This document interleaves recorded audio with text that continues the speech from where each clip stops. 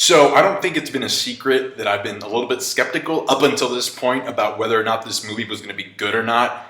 But after watching this one trailer, I'm completely sold. If nothing else, this movie, just based on this one trailer, is going to be incredibly fun. The trailer was beastly. Oh man, was it beastly. So many characters, so many new things, new content, like, fourth.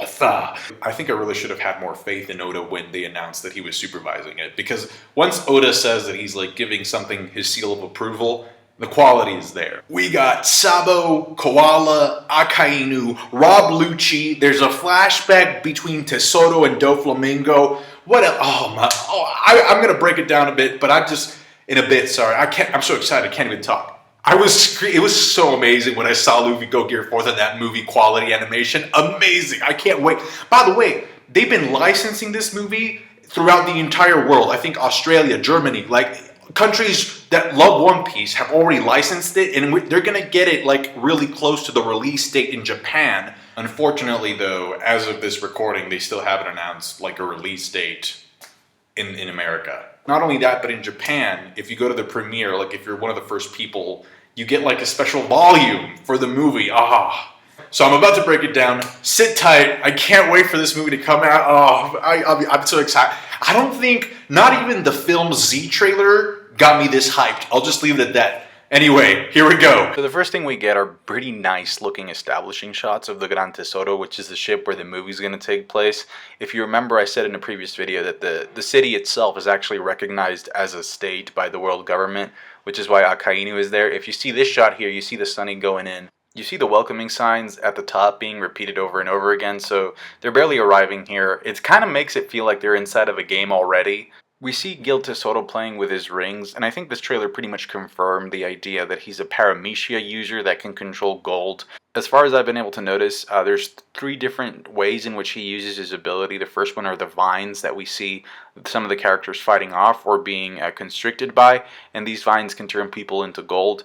The other way that I've noticed in the trailer is that he actually he summons like a bunch of gold waves, so I think he can manipulate gold in his liquid form. And then this gigantic super buff form that I think he's going to be using against Luffy when he goes into Gear 4th, because it's basically the equivalent of the Paramecia Gold Devil Fruit using Gear 4th. And you actually see like a little cockpit like in between the abs there, so I think that's Tesoro. I don't think he transformed into that. I think he's just, controlling it from the inside. And this here kind of looks like he's using a combination of armament hockey with his Devil Fruit ability, because we do get to see that he punches Luffy with this, and it seems like he actually does hurt him a bit. These are basically the gold waves that I mentioned earlier. We have Frankie and like the rest of the Straw Hats escaping aboard him. Well, I think he actually is not flying. I think he just farted, to get that boost. He has Luffy, Zoro, and Brook.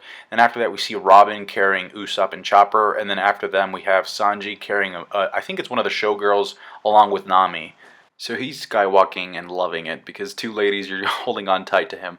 Anyway, if you look at the shots with Sabo and Koala, they don't seem to be aboard the Gran Tesoro. It kind of seems like they're just there on a reconnaissance mission. I don't see them getting involved unless it's absolutely necessary for them to do so.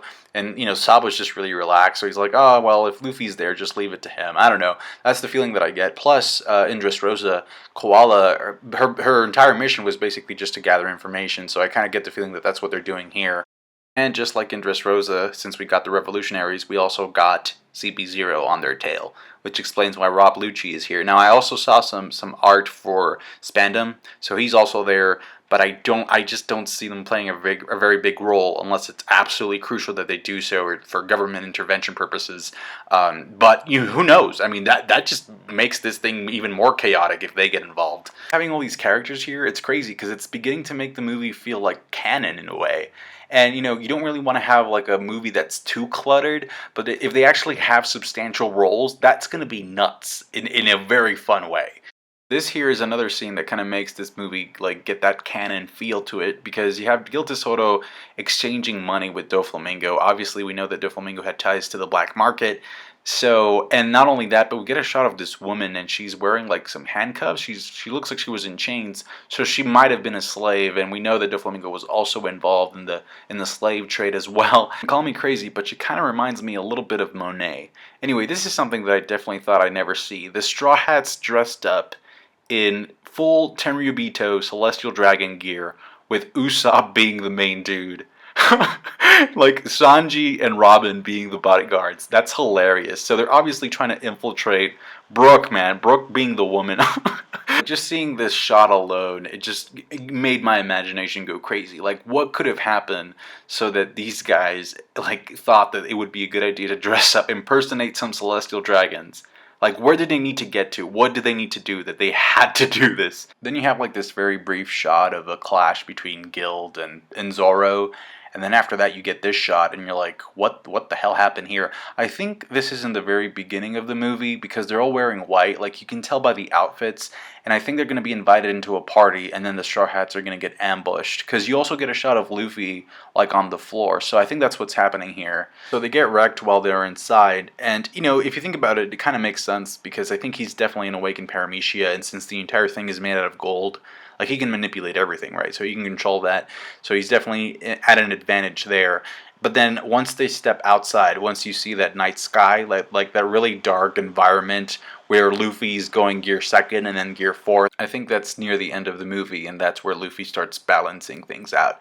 If you notice, like, he's flying around, like, it looks like the power is gone. So it's definitely, like, 3rd act material here, and I cannot wait for him to use gear 4th, like King Kong gun, to punch the crap out of that ship and just tear it apart. That's going to be amazing. And then maybe after that, that's when CP0 or the Revolutionaries show up. That's it for me, ladies and gentlemen. Please share your thoughts down below in the comments section. Like the video if you did. I appreciate that. Subscribe to my channel for more One Piece. And catch you guys later.